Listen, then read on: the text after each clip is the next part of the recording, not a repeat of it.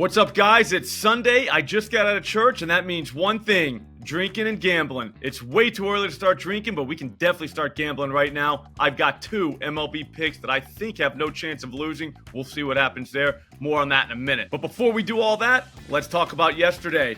Our guy, Braxton Garrett, solidified his spot in the circle of trust. We had him over 4.5 minus 110. He cashed that. I don't even know how many he ended up with, but it was more than 4.5, so that was good. As for the second guy, Jameson Taylor, not in the circle of trust. He gave up 6 runs in the first inning, guys. Honestly, I thought he was galaxy braining this whole thing. I thought he was trying to get a look at every single batter in the Phillies lineup in the first inning before he started striking guys out, but he only did half of that. He did get a look at every Phillies batter in the first inning, but he did not start striking people out after that. He only ended with 1. Whatever, we're moving on. We'll get to the picks in just a second. Before we do all that, I feel like I should tell you, we're giving away $500 tomorrow. I lost to Bo Wagner in the Thunderdome on Friday. That means I owe one of my subscribers $500, so all you gotta do is subscribe. Do that right now. Pause the video if you have to. Subscribe, subscribe, subscribe. Now let's talk Taijuan Walker, over 4.5 strikeouts, minus 119. This one is a redemption bet, people. I think we're catching a good deal too. FanDuel has this thing at like minus 140, and I bet it doesn't get any cheaper all day.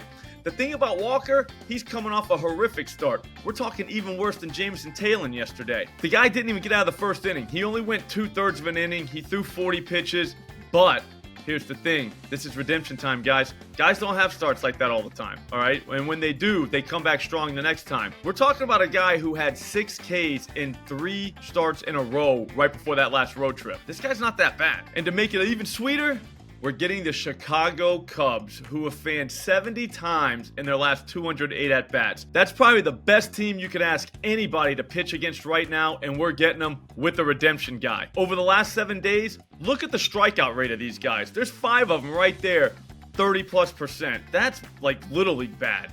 There's also 4 others that are 20% in that span. During the day, they're damn near 30% as a team in strikeout rate.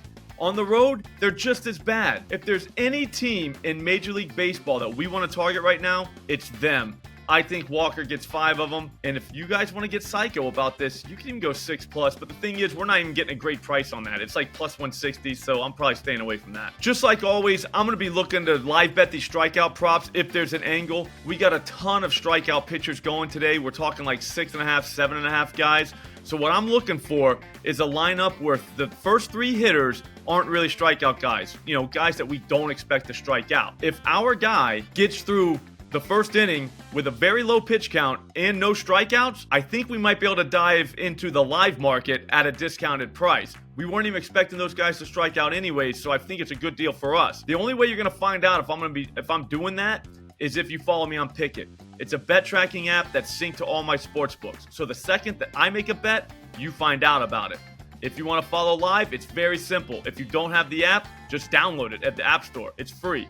Use promo code SLOPSLOCKS. They'll give you like $3 for it. And they'll give me $3 too, so that's pretty sweet. Finally, we're going to Alex Wood, 5+ Ks, minus 106 at FanDuel. This is the one, guys.